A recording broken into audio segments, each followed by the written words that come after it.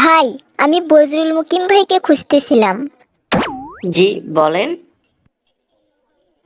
আমি বজরুল মুকিম ভাইয়ের সাথে কথা বলতে চাচ্ছিলাম। আমি বজরুল মুকিম। কি বলবেন বলেন। ও, আপনি বজরুল মুকিম। আমি রিমু, পূর্বপাড়ায় থাকি। ওই যে রেলগেটের পাশে যে বড় বিল্ডিংটা আছে, ওটা 3 তলায় থাকি। ও, ভালো তো। বসেন। কি খাবেন বলেন। না ভাইয়া, কিছু খাবো না। আসলে আমি আপনার বিষয়ে অনেক কিছু শুনছি। আপনি অনেক দানশীল, উদার, সকলের বিপদে পাশে দাঁড়ান। আসলে আমি একটা বিপদে পড়ে আপনার কাছে আসছি। আসলে আমার একটা ফ্রেন্ড, ওর একটা অপারেশন করা লাগবে, বড় ধরনের একটা রোগ ধরা পড়েছে। ওর বাবা নেই, আর মায়ের পক্ষে এত টাকা জোগাড় করা সম্ভব না। তো আমরা ফ্রেন্ডরা মিলে একটা উদ্যোগ নিছি যে আমাদের পাড়া মহল্লা আশেপাশে চেনা জানা লোকেদের থেকে যা সাহায্য পাওয়া যায় সেটা তার মায়ের হাতে তুলে দেব। এটা তো অনেক ভালো জিনিস। বিপদ আপদে মানুষই তো মানুষকে সাহায্য করবে। খুব ভালো একটা কাজ করছেন আপনারা। ভাইয়া, আপনার কাছে সেজন্যই আসছিলাম, যদি কোনোভাবে আমাদের সাহায্য করতে পারেন তাহলে অনেক বড় হেল্প হয়।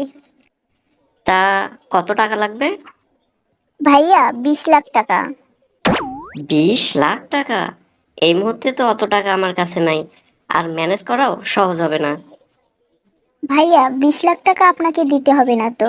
এই ধরেন 5,000, 10,000, যেভাবে যা পারেন সেটা দিলেই চলবে। দেখেন, ক্যাশের টাকা তো সব ব্যাংকে চলে গেছে একটু আগেই। এমন সময় আসছেন, সেভাবে কিছু বলতেও পারছি না। আপনি একটা কাজ করেন, আপনার ফোন নম্বরটা আমাকে দিয়ে যান। আমি পরে ফোন করে আপনার সাথে যোগাযোগ করব। দেখেন ভাইয়া, ফোন নম্বরের তো দরকার নাই। আর আমরা জোর করছি না। আপনার কাছে যত আছে সেটাই দিতে পারেন, কোনো সমস্যা নেই। এই ছোট্ট একটা কাজের জন্য আপনার আবার হয়রানি হওয়ার দরকার নেই। না না, আমি সেভাবে ভাবছি না। আসলে আপনার ফোন নম্বরটা থাকলে অনেক সময় তো দরকার থাকতে পারে।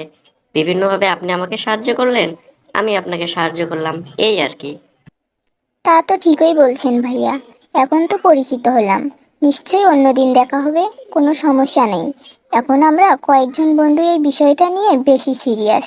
অন্য কোনো দরকার হলে নিশ্চয়ই আপনার কাছে আসবো।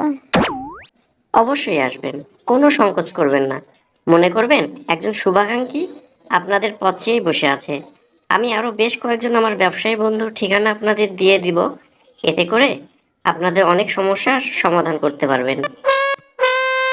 আপনাকে অনেক ধন্যবাদ ভাইয়া। তা আপনি এখন যা আছে সেটাই দিন ভাইয়া। দরকার হলে আমাদের পক্ষ থেকে পরে আবার যোগাযোগ করব। আচ্ছা ঠিক আছে। আমার একদম ব্যক্তিগত জায়গা থেকে আপনাদের 50 টাকা দিচ্ছি। আর আপনারা যে কাজটা করছেন সেটা অনেক মহৎ একটা কাজ। এই কাজগুলো চালিয়ে যাবেন। তাহলে আমাদের মতো ব্যবসায়ীরা দান করার সুযোগ পাবে। কি বলেন ভাইয়া, 50 টাকা? আপনি 50 টাকা দিবেন আগে বললেই হতো।